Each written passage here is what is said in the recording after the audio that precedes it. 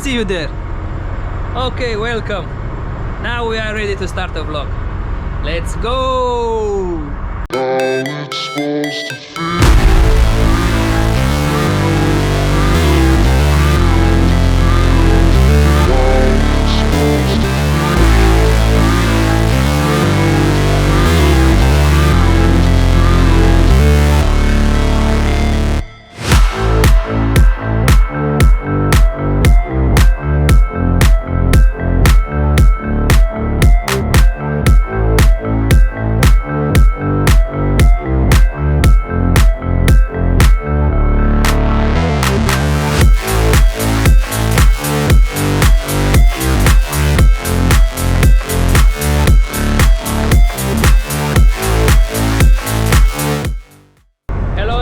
Welcome to my vlog.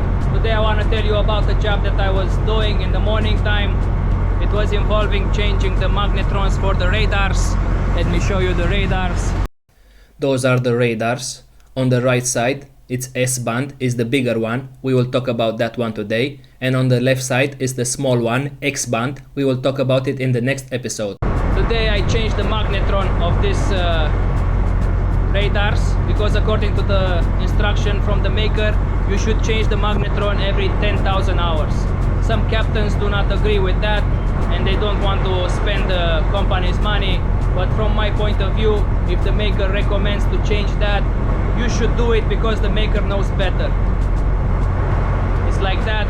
So I have replaced them with new spare, and also I have another spare on board, but in case of an emergency, the old ones that I have removed can be used. Of course, after 10,000 hours they do not fail, they can still be used, but that is the recommendation from the maker. So I just follow that and that's it. This job involves taking a special permit to work aloft from the captain, has to be signed, and then you can start the job. Of course, switching off the power and everything like that. The S-band radar, it is very important for any vessel sailing across the oceans of the world. Unlike the X-band radar, which only has efficiency in good weather without any swelling of the sea, the S-band radar can be used in bad weather or low visibility as well. It is absolutely vital in crowded places like Singapore, for example, especially if it's a foggy day. And if it is not working for any reason, you need to drop anchor and stop navigation immediately, because there is a 100% chance to have a collision.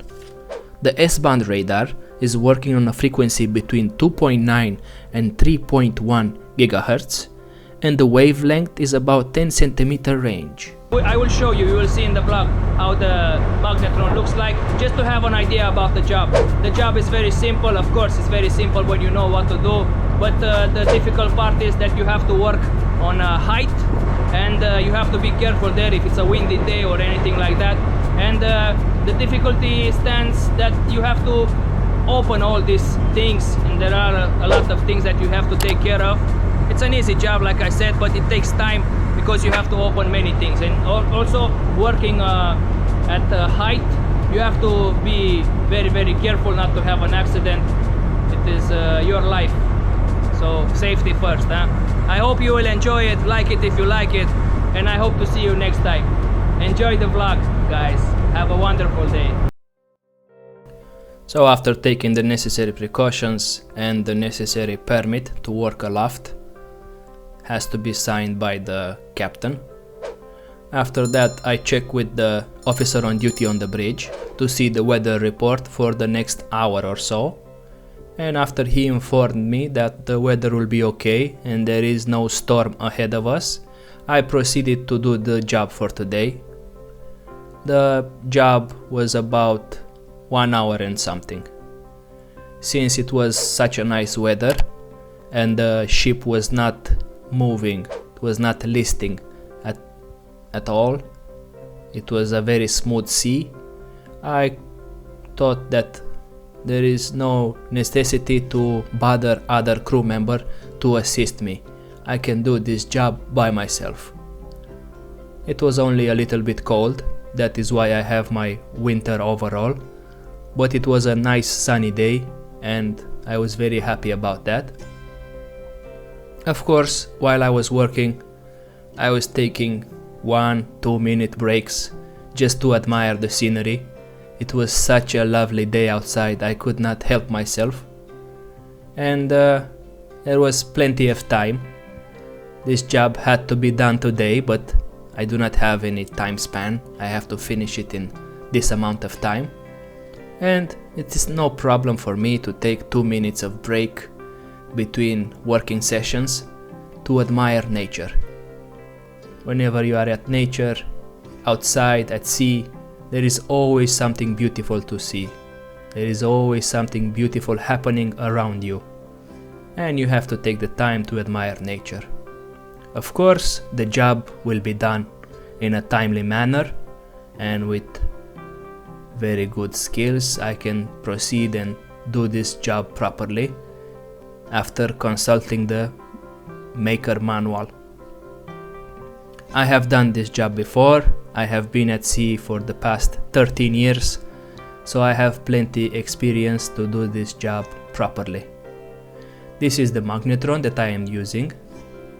I will remove that one and put a new one in its place. And of course, that is not the only thing that I'm doing.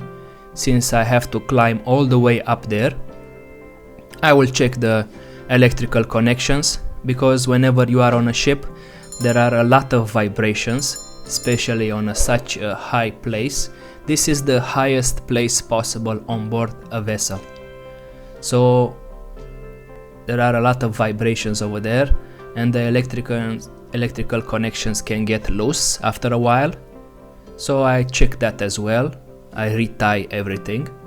Also, I have to check if there is any moisture inside this box, because there will be a big problem for the radar if there is any moisture in there. Of course, I will receive a low insulation alarm if that is the case, but I thought that it's better to be precaution and fix this job now regarding the moisture, because it can happen when there is a very bad weather outside. And as you can imagine, these are electrical connections, and if it's raining outside, it's a big problem. I cannot open this box to do any maintenance. As you can see for yourself, there is no roof, so I would have to be with someone here and hold an umbrella, and it will be a difficult job. So I take the necessary precautions to do everything at once. Change the magnetron, change the electrical connections if it's anything burned, retie all the connections, clean any moisture inside. Of course, after I finish everything, I put this box in place, I retie it properly, and I put some silicone, some water resistant silicone around the box, just to be sure that there is no moisture going inside. And on the ship you have to take precautions like that. Always there is moisture everywhere, because the ship can be in hot weather, and after a week or so, maybe 10 days, it can be in a place where it's winter and it's snowing. So you are never in the same place all the time. My contracts are 4-5 months long, and I travel in that time all around the world. And there is always problem with the moisture whenever you're coming on board. That is a tip for you if you are coming for the first time on board as an electrician, as an assistant electrician, or an electrical cadet. So always keep that in mind. As always, like I was saying at the beginning, don't forget to admire nature. It was a nice sunny day, a little bit cold, but it was sunny and beautiful. So of course I took a few minutes for myself to admire nature, to film a few shots for you guys and for my personal collection. This was the vlog. If you have any questions, please leave a comment. I will try to reply as soon as possible. I hope it was useful for you if you are just curious, or if you are coming on board as an electrician, assistant electrician, or a cadet electrician. If you are coming on board for the first time, always have an assistant with you. It is very dangerous to work alone on such heights if you do not have experience, and always be mindful of the weather outside. Thank Thank you very much for watching my video. Like it if you liked it, share it to your friends, and I hope to see you next time on my channel. Subscribe to the channel for more of this and everything else regarding to ship's life. Maybe you will enjoy my future video like you enjoyed this one as well. Have a nice day. See you next time.